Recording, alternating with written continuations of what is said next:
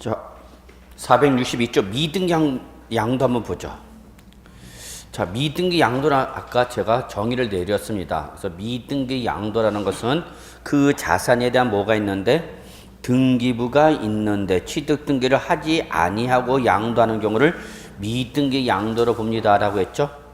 그래서 특히 주의하라. 뭐가 없으면 등기부가 없어서 취득 등기를 하지 못하고 양도하는 건 미등기 양도가 아니라 미등기 전매를 한다. 그래서 미등기 전매는 규제 대상이 아니다라고 말씀드렸죠.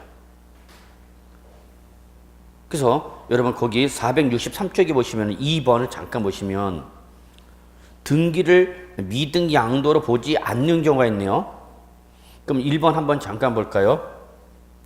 눈으로만 보세요. 1번 장기 할부 조건으로 취득한 자산으로서 그 계약 조건에 의하여 양도 당시 그 자산의 자 밑줄 취득 등기가 자 여기는 뭘 했어요 여러분 밑줄 불가능이라고 됐죠. 불가능. 그러니까 요 문구를 이해해 달라는 얘기야. 취득 등기가 불가능이라는 것은 안 하는가 못 하는가 못 하는 거다는 얘기야. 그럼 미등기 양도로 본다 안 본다 안 본다 그 얘기 여러분. 2번 법률 규정이나 법원의 결정에 의하여 양도 당시 그 자산에 취득하는 등기가 밑줄 역시 취득 등기가 뭐랬어요 여러분? 불가능. 안 한가 못한가? 못하는 거죠. 자 4번 잘 보세요. 이거 실무 나가면 발생하죠. 비과세 요건을 충족한 1세대 1주택으로서 건축법에 의한 건축을 받지 아니하여 밑줄 등기가 뭐예요 여러분? 불가능한 자산. 그럼 이럴 때는 미등기 양도로 본다 안 본다? 안 본다. 5번 6번 묶으시고요. 요것도 관련 법률에서 등기를 안 하는가 못 하는가? 못 하는 겁니다. 등기가 불가능한 것들입니다. 그 다음에 3번을 보겠습니다. 3번은 여러분 취득 등기를 여러분 못한 게 아니라 얘는 등기부가 있는데도 등기를 안 한 겁니다. 그런데 얘는 동그라미 농지라는 게 문제입니다. 농지. 여기서 포인트는 농지이기 때문에 농지는 설사 뭐를 하지 않았어도 취득 등기를 하지 않았다 하더라도 미등기 양도로 보질 않겠다 그 얘기입니다. 그래서 그대로 뭐 해준다? 비과세나 면제를 그대로 해주겠다. 그래서 3번은 정책 목적상입니다. 정책 목적상 뭐라는 이유만으로? 농지라는 이유만으로야. 농지라는 이유만으로. 그러면 1번이 중요해. 별표 2개. 그래 나 미등기 양도다 어쩔래? 아니 1번 맨 위에. 미등기 동그라미 1번이 아니라 맨 위에 1번 미등기 양도자 세대상 불이익 요게 중요하다고. 그래 나 미등기 양도다 어쩔래? 그럼 불이익 대상이야. 그러면 밑줄 1번 비과세 감면 해준다 안 해준다? 안 해준다. 2번 장기 보유 특별 공제나 양도소득 기본제 해준다 안 해준다? 안 해준다. 그래서 적어요. 양도 차익 그대로 뭐가 되죠 여러분? 양도소득 과세표 내는 거죠. 적어놔야 돼. 양도차익 이꼬로 양도소득 과세표이죠. 그 다음에 70% 여기 몇 프로? 70% 세율 3번이네. 3번 70% 적용한다. 제일 높은 거죠. 우리 국세 쪽에서 얘보다 더 높은 건 없어. 70%짜리 제일 높은 거. 국세에서 제일 높은 것 중에 하나가 바로 요 70%입니다. 이거보다 더 높은 게 하나가 있긴 있어. 최근에도 뭐 뉴스가 나왔네요. 뉴스에 나온 게 뭐가 있냐면 뭐 그룹의 회장 차명 계좌 추적해갖고 몇 프로 때린다? 90% 때린다 그랬죠. 90%. 90%면 세부담률이 몇 프로 되냐면 99%가 되는 거죠. 소득세가 있어 무조건 지방소득세 10% 초천다 했잖아. 그럼 소득세 10% 90% 때리면 90% 10%는 몇 프로? 9%가 또 지방소득세가 되는. 그게 몇 프로 하는 거야? 99% 가는 거야. 99%. 그러니까 뭐 했다 걸리면 차명 계좌 했다 걸리면 금융기관에서 차명 계좌를 걸렸다가 금융소득 발생하면 99 다 그냥 세금으로 다 환수해버리겠다는 얘기야. 우린 뭐 그런 걱정할 필요 있어 없어? 우린 참 좋은 거야. 마음 편한 거야. 뭐 그런 99% 맞을 걱정을 해야 안 해? 안 해. 근데 4번 필요 경비 계산 공제 해주기는 해주는데 일반적 공제율의 몇 분위를 주른다 여러분? 10분의 1. 그래서 4번 남들 3% 받을 때 미등 양도일 때는 필요 경비 계산률 몇 프로 받는다? 0.3. 그런데 이거 하나 주세요.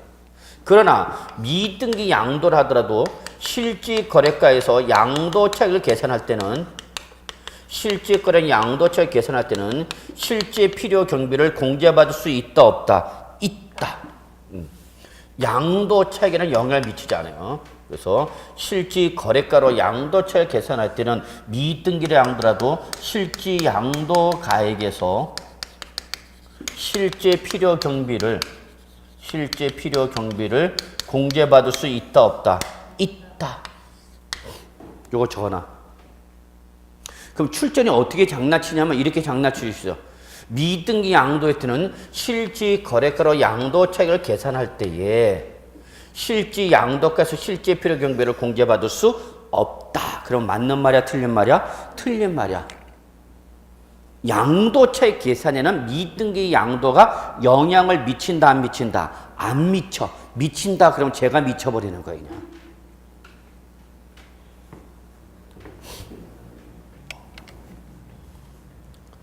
자, 그래서 이렇게 좀 봐두시고요. 자, 이제 463조 양도소득세 납세 절차 봅시다. 양도소득세 납세 절차.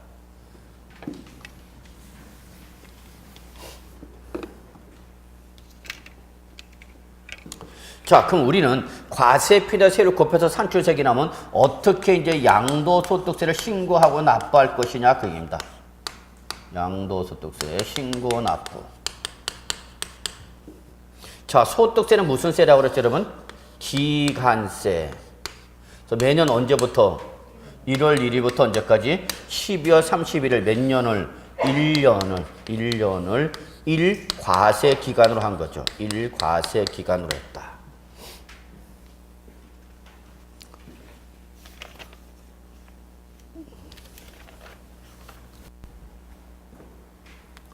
그래서 소득세는 무슨 세냐? 기간세. 1년 단위로 부과하는 조세다 그입니다. 그래서 1년 동안에 발생한 소득에 대해서 다음 년도 언제예요, 여러분? 5월 1일부터 5월 31일 사이에 소득세를 어떻게 하는 거죠, 여러분? 신고하고 납부를 해야 되는 거죠.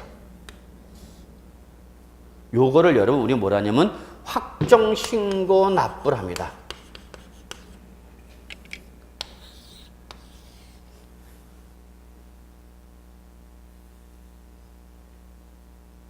그러니까 소득세는 여러분 소득이 발생할 때마다 소득세를 내는 것이 아니라 그걸 몇 년 단위로? 1년 단위. 그래서 영년주의에 따라서 영년주의라는 것은 달력에 의해서 이제 또 달력이 바뀌네.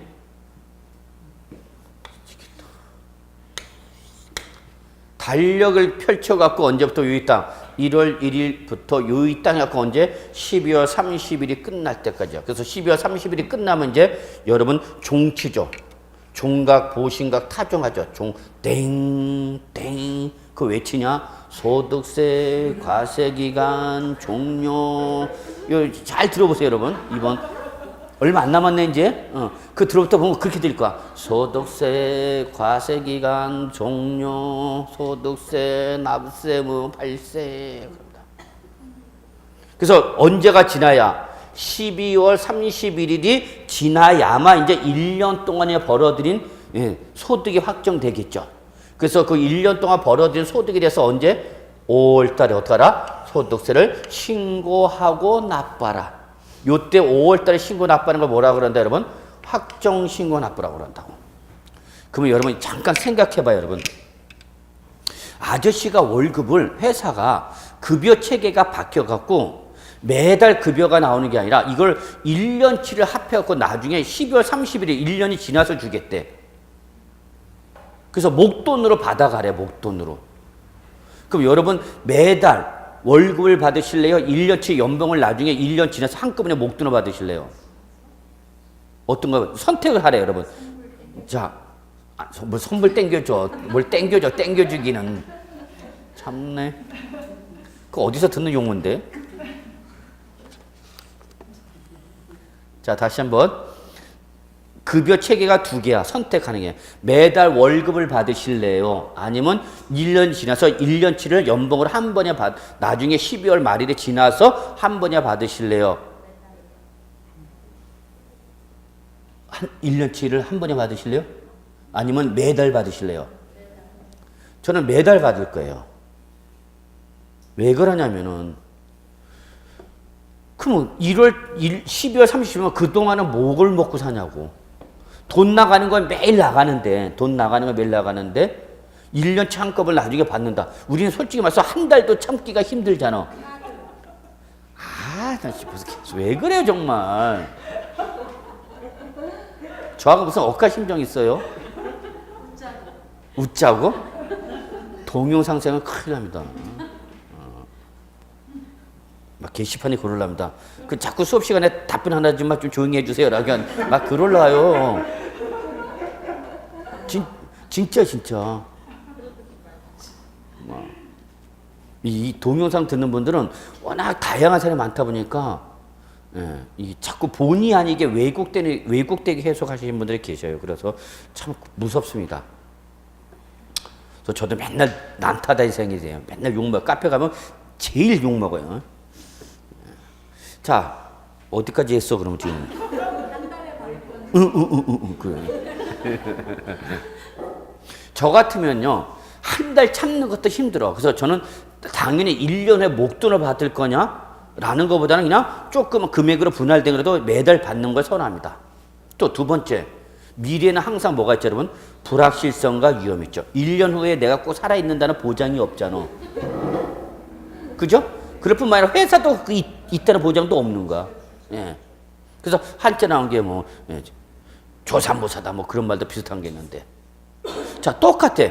과세관청도 1년치를 계속 버티고 있다가 소득세가 언제 돼야? 다음 연도 5월달 돼야 돈이 들어오는 거야. 그러니까 과세관청도 실제 국가 등에서 세금을 걷어가 그걸 예산을 써야 되는데 돈이 1년치를 한꺼번에 들어오는 거죠. 그러니까 과세관청도 그때까지 기다리기가 쉽다 어렵다? 어려워. 그래서 여러분 실제 급여를 받을 때도 원천 징수하는 것이 그 원천 징수함으로써 매달 소득세를 조금씩 먼저 내놓고 나중에 연말 정산하는 과정을 거치는 것처럼 너도 부동산을 뭐 하면 양도를 하면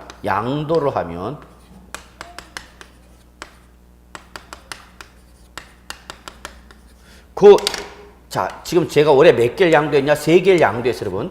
그럼 원칙은 이거를 몇 년 지날 때까지 1년 지날 때까지 지나서 1년 지나면 이걸 뭐 해서 합산한 금액에 대한 소득세를 언제 내라니까? 다음 년도 5월 달에 내라는 얘기야.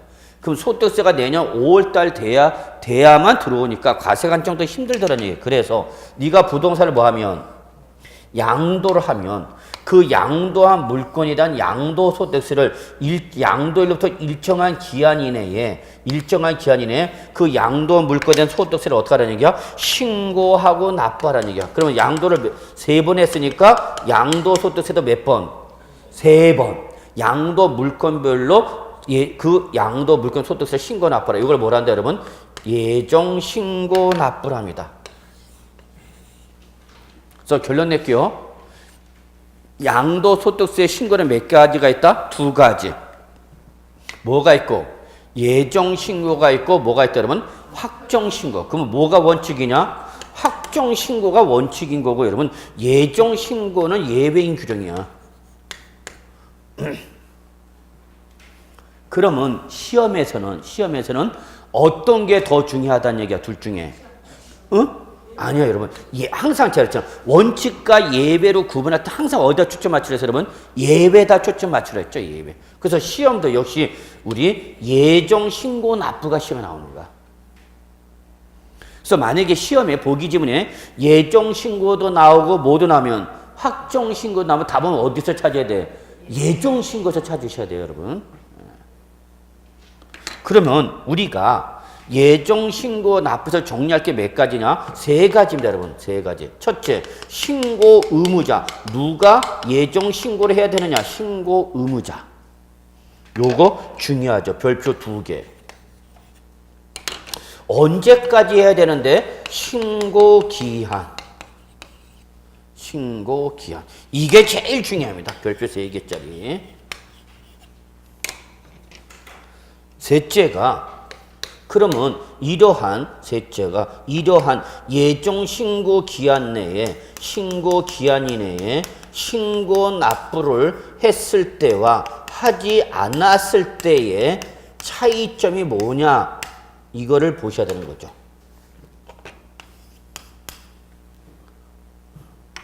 특히 여기 올해 일부 개정이 되네요. 역시 별표 2개.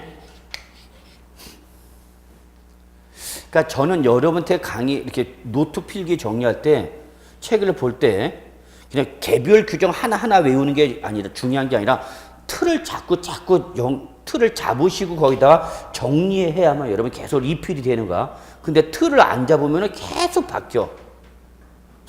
저는 스타일이 이렇습니다. 딱 일단 항상 그 전체 체계를 잡아놓고 그 전체에서 하나하나씩 집어넣는다 생각하셔야 돼요, 여러분.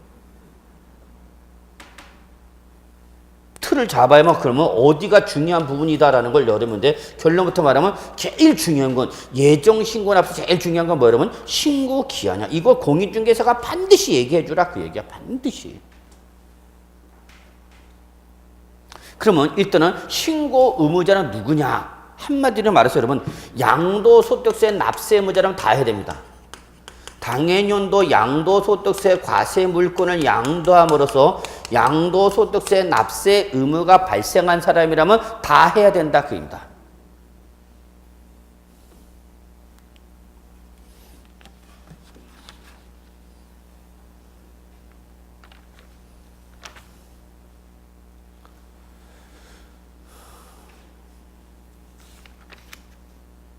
이게 책이 뭐 예정신고, 확정신고 구분이 잘 안 돼 있네. 자, 요 책을 조금 무시하겠습니다. 책이 조금 잘못 정리가 됐네요. 자, 그래서 예정신고 납부는 누가 하는 거다? 양도소득세 납세 의무자라면 다 하는 겁니다. 중요한 건 이건데, 다만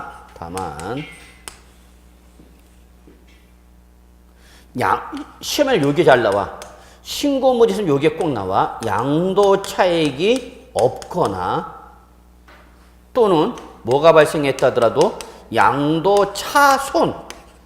이 사람 뭘 발생한 거예요, 여러분? 손실이 발생한 거, 손실. 남들 이익 볼 때 손실 보는 거죠. 뒤집어지는 겁니다, 이 사람. 그래서 양도 차익이 제로이거나 양도 차손이 발생할 때도 뭐는 해야 되냐? 신고는 해야 됩니다.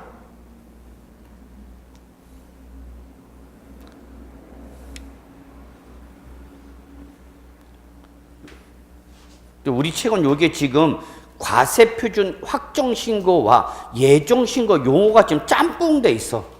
아마 편집하는 과정에서 잘 못한 게 몰라서 그런 게 아니라.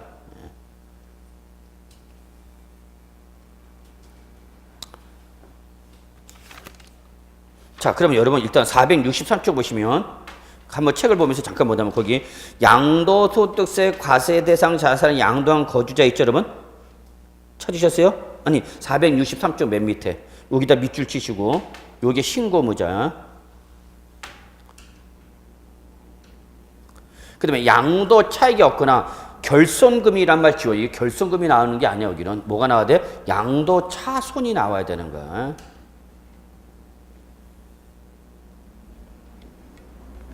결손금은 확정신고에서 나오는 말이에요. 그러니까 이게 세법이 전통적으로 공부를 한 사람과 정통이 아니라 그래. 그러니까 이 용어가 아무렇게나 막 들어가는 게 아니야. 그 용어마다 의미가 다 다르기 때문에 들어갈 때와 들어가지 않을 때가 다 달라. 자, 그래서 어쨌거나 이렇게 봅시다. 그럼 여러분 여기서 지금 양도 차익이 없거나 양도 차손이 발생하였다. 그래도 뭐는 하라? 뭘 신고하라는 얘기, 여러분? 여러분 여기 얘들의 공통점 뭐죠? 양도 차익이 없거나 양도 차손이 발생한 거. 얘들의 공통점 뭘까? 다 알아요, 여러분. 뭐 할 거야? 납부할 색이 없다는 얘기죠. 응? 제가 그랬잖아요. 양도세는 항상 뭐가 나와야 된다 해서 양도 차익이 나와야 된다 그랬죠? 근데 얘는 양도 차익이 없대. 그럼 양도 차선은 뭐예요, 여러분? 오히려 얘는 양도 가액보다 뭐가 필요 경비가 더 큰 거죠. 이렇게 돼야 양도책이 나오는데 이게 같으면 뭐가 되고 양도책이 제로가 되는 거고 양도책이 양도 커야만 양도책이 나오는데 얘는 지금 양도 차선에서 양도값보다 뭐가 필요 경비가 더 크다는 얘기, 손실 봤다는 얘기야. 그럼 뭐는 없다? 납부할 색이 없잖아, 납부할 색이. 제가 그랬잖아. 양도세는 기본적으로 뭐가 나와야 된다 그래서 양도책이 나와야 된다 그랬잖아. 근데 여기는 하나도 같이 양도책이 나왔어, 안 나왔어? 안 나왔어. 그러니까 납부할 색은 없어. 근데 뭐 하라는 얘기야? 뭘 신고하라는 얘기야? 응, 납부할 색이 없다라고 신고해달라 그 얘기야. 나는 양도차익이 발생한 게 아니라 양도차익이 없거나 양도차손이 발생했기 때문에 납부할 색이 없다라고 뭘 해달라고 신고를 해요. 그러면 신고까지 안 하면 신고를 안 해버리면 당연히 이 사람이 신고 안 했겠지. 납부할 게 없으면. 그러면 어떤 일이 발생하냐면 과세관청은 얘가 납부할 게 있는데도 불구하고 신고 납부를 안 한 건지 할 게 없어서 나가는 건지 알아 몰라? 몰라. 이렇게 할까요, 여러분, 얘를? 저녁에 아저씨가 좀 7시, 8시, 9시 돼서 늦게 들어와.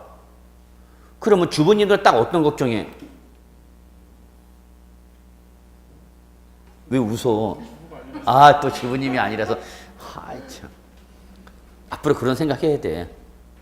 이 인간이 저녁을 먹고 오는지 안 먹고 오는지 알 수가 없죠. 내가 저녁을 해놔야 되는지 안 해야 되는지. 근데 내가 저녁을 먹고 들어가. 그러면은 저녁 할 필요 없죠, 여러분. 아니, 아저씨가 저녁을 안 먹고 들어오는데 꼭 집에서 저녁을 해 먹어야 돼? 하여튼, 그래, 알겠어. 저는 저녁을 많이 먹고 들어간다고 집에다 꼭 얘기해 줍니다. 나 저녁 먹고 들어가. 그래, 기다리지 않고 자겠죠. 예. 그래서 요거는 뭐야, 여러분? 양도 차익이 없거나 양도 차익이 발생해도 뭐는 하라, 여러분? 납부할 게 없습니다라고 뭘 해달라는 얘기야. 신고는 해다. 그럼 시험에는 어떻게 나오냐? 양도 차익이 없거나 양도 차손이 발생하는 신고 의무가 없다. 그럼 맞는 말이야, 틀린 말이야? 틀렸다고. 신고는 하라고, 신고는. 뭘 신고하라고요? 납부할 게 없다라고. 오케이, 되셨나요, 여러분? 예. 자, 그러면 여기 신고 기한 갑시다. 신고 기한도 역시 또 뭐로 나오냐? 원칙과 예외로 나눠줘요. 우리 여러분 거기 주식이나 파생상품 없어. X 시험에 안 나와. 그래서 파생상품 자체는 예정신고 의무가 없고요. 주식은 이제 이게 또 바뀌어요. 그래서 부동산만 보시면 되는데 부동산은 언제까지 했느냐? 자, 밑줄 거기 책을 볼까요? 양도일이 속하는 달의 말일로부터 2개월 이내. 자, 여기서 중요한 건 양도일이 아니라 양도일이 속한 달에 자, 동그라미 말일 기준이야, 말일. 자, 다시 한번 기산점은 양도일이 아니라 뭐라고 여러분? 말일 기준입니다, 말일. 그래서 예정신고기한은 항상 말이 나와야 돼. 그래서 몇 월 이내에 여러분? 2개월 이내. 그럼 오늘 며칠이죠, 여러분? 오늘이 12월 23일이죠. 자, 그럼 오늘 양도했대. 그러면 오늘 양도했으면 예정신고기한은 언제까지 하라는 얘기야? 요 양도에 속한 달에 언제? 말일을 기산점 잡고 그로부터 몇 월 이내? 2개월 이내라는 얘기죠. 그러니까 언제까지 내가 다음 달? 2월 말까지야. 만약에 12월 30일 양됐다. 12월 30일 양됐다 합시다. 12월 30일. 그러면 언제야? 변함이 있어 없어? 없어? 2월 말이야. 그래서 2월 30일 없잖아. 이해하셨죠? 그래서 주의할 거는 기산점은 뭐다 여러분? 말일 기산점이다. 말일. 그럼 취업에는 어떻게 나오냐? 이걸 빼버려. 출제는 양도일로부터 몇 월 이내다? 2개월 이내다. 이렇게 말장난쳤어. 근데 최근에 이제 요거 갖고 장난친 거죠. 12월 30일 양도했다가 언제까지 알아? 2월 말까지다. 이거죠. 그래서 지금 제가 여러분들 강조 싶은 건 양도일 기준이 아니라 양도에 속한 달에 말일을 기산점으로 잡고 그로부터 몇 월 이내다 여러분? 2개월 이내가 되는 거다. 그래서 무조건 일수 따지고 안 따져. 월수만 따지는 거니까 몇 월 말에 여러분? 2월 말이 되는 거죠. 1월 말. 자, 2월 28일 날에 양도했다. 언제까지 되는가? 4월 말이야. 4월 말. 4월 30일, 5월 30일이 일수 따지는 게 아니라 항상 말일로 끝난다는 걸 잊지 마시기 바랍니다. 오케이? 예. 그런데 여러분 부동산 거래 신고, 그러니까 중개업법에서 토지 거래 계약 허가 구역을 들어보셨어요? 자, 밑줄. 토지 거래 계약 허가 구역 안에 있는 토지 매매일 때는 반드시 토지 소재지를 관한 시장 군수 구청장이 뭐를 받아야 돼요, 여러분? 아직 안 들어갔나? 토지 거래 허가 구역 내? 허가 구역 제도? 맨날 다른 거 하네. 응? 자, 그럼 제가 또 먼저 할게요. 부동산 거래 신고 등에 관한 법률에 따라서 국토교통부 장관 등이 지정한 토지 거래 허가 구역 내 토지의 매매가 있으면서 일정한 요건을 충족했을 때는 그 매매에 대해서 시장, 군수, 구청 등에 뭐를 받아야 된다, 여러분? 허가를 받아야 됩니다. 허가를 받아야만 그 토지 매매가 뭐가 돼요, 여러분? 유효가 됩니다. 허가를 받지 못한 토지 매매는 무효가 됩니다. 무효. 그런데 거기 허가를 받기도 전에, 허가 전, 동그라미 허가 전. 해제는 신경 쓰지 마시고요. 허가 전에 뭘 받았다면 대금을 청산했다. 밑줄 이거 잘 봐야 돼. 이게 중요해. 이게 별표 3개짜리야. 출전이 좋아하는 규정이야. 허가 전 대금을 청산했다. 그러면 여러분 허가일이 빠른가 아니고 대금 청산이 빠른가? 허가일이 빠른가? 대금 청산이 빠른가? 대금 청산이 빠른가? 아직 허가를 받지 못한 상태야. 그러면 이거 여러분 이날이 잔금 지급일인데 이날 잔금을 지급했어. 그리고 그에 대해서 허가는 언제 받았냐? 이때 받았대. 그럼 우리는 이때 비로소 원칙 이때 뭐 한 걸로 보는 거야, 여러분? 양도한 걸로 보는데 문제는 이게 토지 거래 허가 구역의 토지 매매인데 잔금 지급이라는 양도를 현재 시점에 아직 허가를 받았다가 못 받았다고? 못 받았다고. 그럼 이때 이게 이 토지 매매는 뭐가 되느냐? 무효가 돼. 무효. 왜 무효가 되냐면 아직 허가권자 허가를 받지 못한 상태가 되기 때문에. 그러다 나중에 뭘 받으면 허가를 받으면 이때 비로소 이 토지 매매가 뭐가 되냐면 유효로 바뀌어. 그래서 무효는 무효인데 나중에 허가라도 받으면 뭐가 될 수 있다? 유효가 될 수 있다. 그래서 여기서 민법 등에서 이걸 뭐라고 하냐면 유동적 무효 이런 말을 해. 들어보셨나요? 민법에서 유동적 무효 이거 들어봤어? 예. 그러면 요 상태는 지금 어떤 상태니까 아직 허가를 받지 못해서 무슨 상태니까? 무효인 상태니까 이때는 우리 양도소 때 쓰던 양도한 거를 보지 마라 그 얘기야. 그래서 기다려. 뭐가 날 때까지? 허가 날 때까지 기다려라 그 얘기야. 허가 날 때까지. 허가가 나면 이 토지 매매가 뭐로 바뀌어버렸네요, 여러분? 유효로 바뀌어버린 거죠. 그러면 이때에 우리도 뭐 한 걸로 보라는 얘기 여러분? 양도한 걸로 봐라 그 얘기야. 그러니까 요 양돌이 속한 달에 언제부터? 말일로부터 이제 몇 월 이내에 여러분? 2월 이내가 되는 거죠.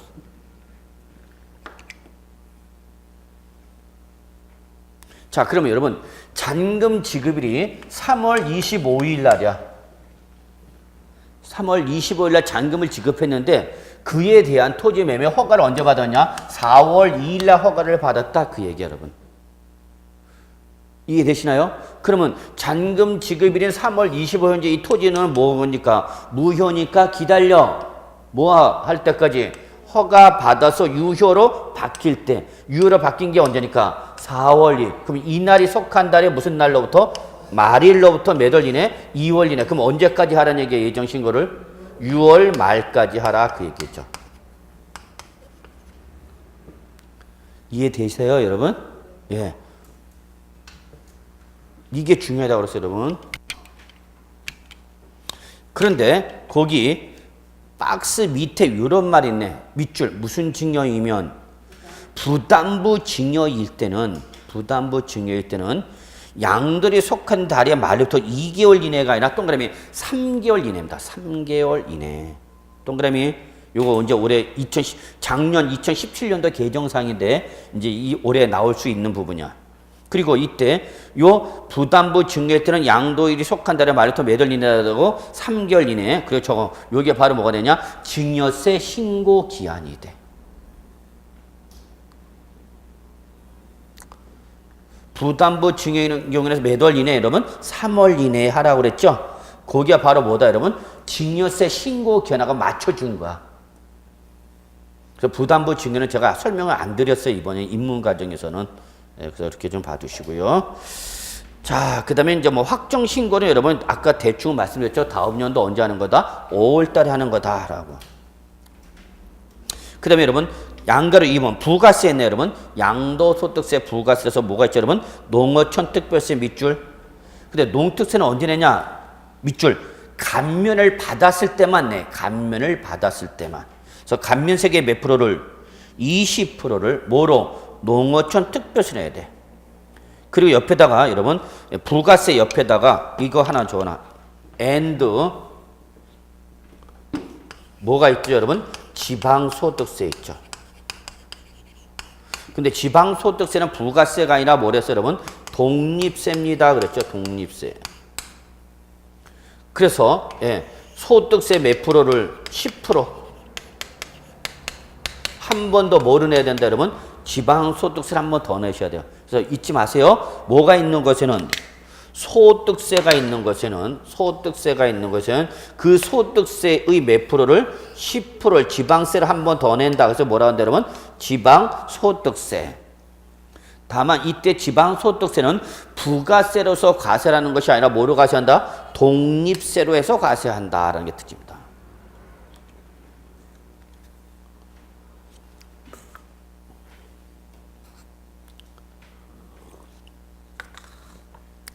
독립세로 해서 한다. 이거 꼭 적어놓으시고요.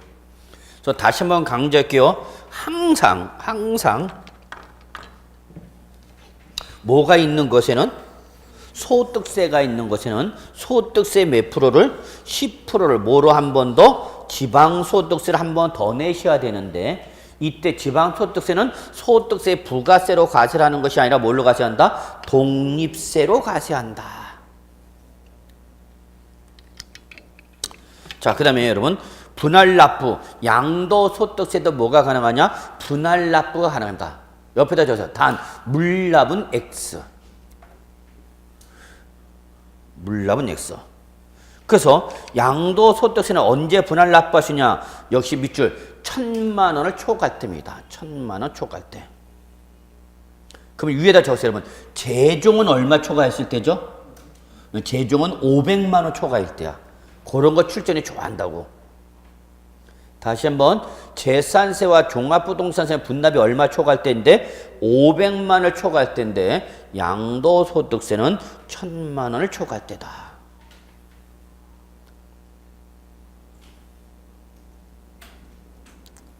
밑줄 몇 개월 이내? 2개월 이내 밑줄 치시고요. 그리고 적으세요.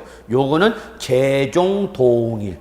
그래서 재산세도 2018년부터는 45일 이내에서 2개월 이내로 바뀌어버렸기 때문에 개정되기 때문에 이제는 재종양 다 분납계는 몇 월 이내다 여러분? 2개월 이내다라는 걸 잊지 마시기 바랍니다. 자, 그 다음에 여러분 요걸 안 했네. 자, 이 사람이 예정신고 기한 내에 신고 납부를 했다 해서 이제는 신고세의 공제라는 것을 적용하지 않습니다. 그러면 출제는 어떻게 장난치냐? 예정신고 기한 내에 신고와 납부를 한 경우에는 납부할 세액의 10%를 신고세에 공제해준다. 그럼 맞는 말이고 틀린 말이고? 틀린 말이고 신고세 공제 제도 자체가 폐지가 됐다. 그입니다. 그러니까 세액 공제해준다. 그럼 맞는 말이다. 틀린 말이다. 틀린 말이다. 그런데 만약에 신고 납부를 안 하면 어떡할 거냐? 그러면 당연히 뭐가 부과되죠, 여러분? 가산세 부과되죠. 신고 또는 납부 불성실 가산세가 부과됩니다.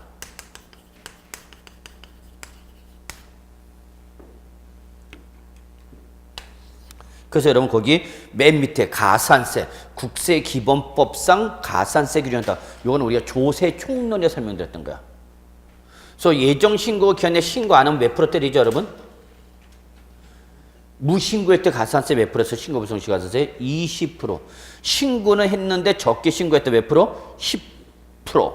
다운 계약서 썼다 몇 프로? 40%.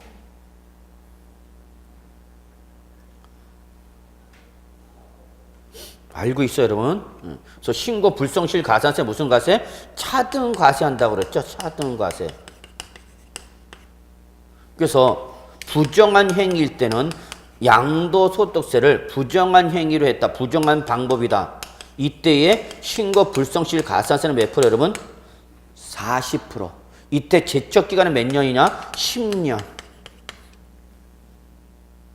그러니까 10년이 지나기 전까지는 언제든지 양도소득세를 때릴 수 있을 뿐만 아니라 그 신고하지 않은 것에서 몇 프로를 때린다고 여러분? 40%의 신고 불성실 가산을 때리겠다 그 얘기야. 단순 무신고일 때는 이때는 몇 프로를 했죠 여러분? 20%죠. 요때 제척기간은 몇 년이다 했죠 여러분? 7년. 이런 거 아직 설명 안 했죠. 죄송합니다. 입문과정인데 지금 너무 어려운 내용이라고. 적게 신고했다. 단순 과소 신고했다. 이때 몇 프로냐? 10%. 이때 제척기간은 몇 년이냐? 5년. 여러분 민법에서 제척기간 혹시 들으셨나요? 민법에서 제척기간 소멸시효 들었어? 안 들었어? 들었던 거는 같아? 그러나 그게 뭐다라는 건 모르는 거죠. 제척기간하고 소멸시효 들으셨어야 되는데 들은 거는 같아? 자, 제척기간이라는 것은 저거 권리의 존속기간을 말해. 권리 존속기간. 그러니까 어떤 특정한 권리가 영원히 존속하는 것이 아니라 일정한 기간 동안만 있다는 얘기입니다. 또 기억이 안 나네.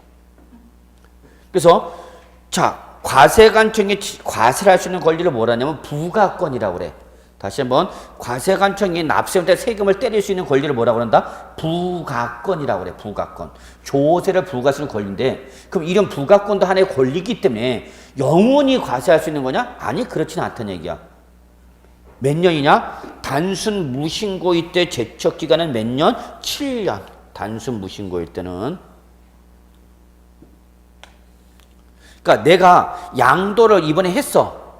근데 거기에 대해서 양도소득세를 신고를 안 했어. 그러면 몇 년 지나기 전까지는 7년이 지나기 전까지는 언제든지 과세관청이 뭐 할 수 있다는 얘기야? 추징할 수 있다는 얘기야. 근데 몇 년 지나버리면 7년이 지나가버리면 이때는 이제 과세관청이 과세를 할 수가 없어. 나 양도소득세 안 냈는다고 세무서 앞에 가서 막 그래도 세무서장이 잡아 못 잡아? 못 잡아요.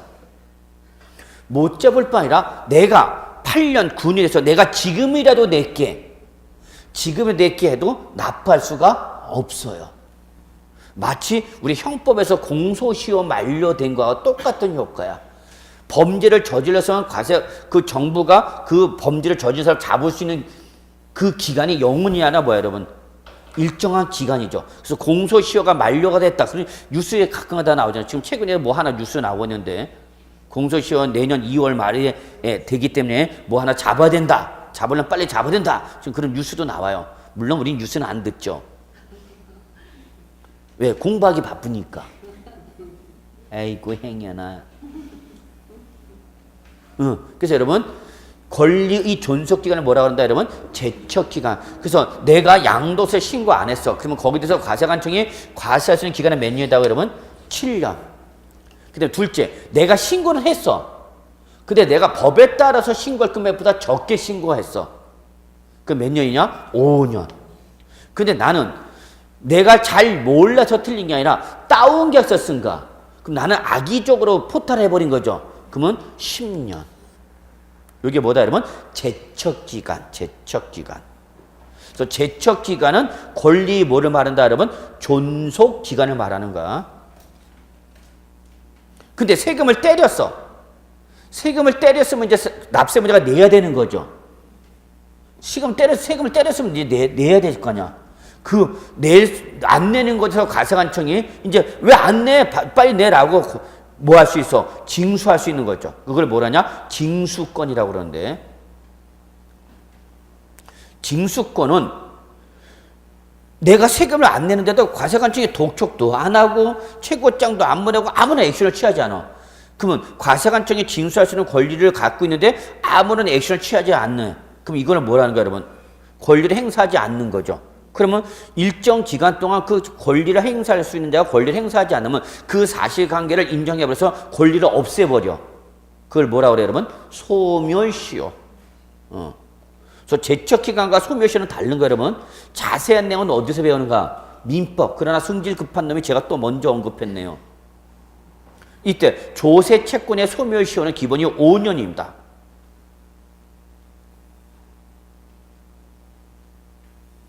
단 5억 원 이상의 국세일 때는 10년인데 뭐 그런 것까지는 알 필요가 없고, 그러니까 여러분 이거 내가 양도소득세 신고해야 되는데 신고를 안 했어. 그럼 과세관청이 나한테 세금을 때려야 되겠죠. 그 때릴 수 있는 기간이 뭐다고요, 여러분? 제척기간. 그래서 나보고 양도세 내라고 고지서를 보냈어. 그럼 고지서대에 언제까지 내야 되는 거죠. 근데 내가 안 냈어. 고지서에 적힌 날짜까지 안 내고 있는 거야. 근데 과세관청이 내가 납부를 안 하는 것에서 몇 년 지날 때까지, 5년이 지날 때까지 아무런 액션을 취하지 않다는 얘기야. 그러면 이 징수권을 뭐 해버려? 소멸시켜버려. 이게 바로 소멸시간이야. 그래서 몇 년? 5년. 그러니까 여러분 세금 안 내려면 몇 년 버티면 돼? 5년 버티면 돼. 5년 길어 짧아? 아니야. 수험표 5장 모으면 돼. 수험표 5장 모으는 거 금방이야. 저는 7장 모았어요. 수험표 7장 모았다고. 뭔 말인지 이해하시겠죠? 네. 자, 그래서 여러분 이렇게 좀 봐두시고요. 465쪽에 국외자산이 있네요. 국외자산. 이거는 들어가지 마세요. 제가 적정한 때가 되면 그때 들어가라면 그때 들어가. 왜? 아직 국내 거도 정리가 안 됐는데, 국내 거도 정리가 안 돼서 국외 나가면 여러분 못 들어오는 수가 있어. 그래서 내버려둬. 그 다음에 465쪽 맨 밑에 비과세 있죠? 찾으셨나요? 예, 비과세. 요걸 다음 주부터 여기부터 들어가도록 했습니다. 근데 제가 오늘 넘어오면서 우리 설명을 459쪽 양도 또는 취득 시기 설명을 안 드렸죠? 안 드렸어요? 예, 그래서 다음 주에 요걸 먼저 하고, 그 다음에 비과세를 넘어가도록 하겠습니다. 그래서 오늘은 여기까지 하도록 하겠습니다. 예. 자, 여러분 수고하셨습니다.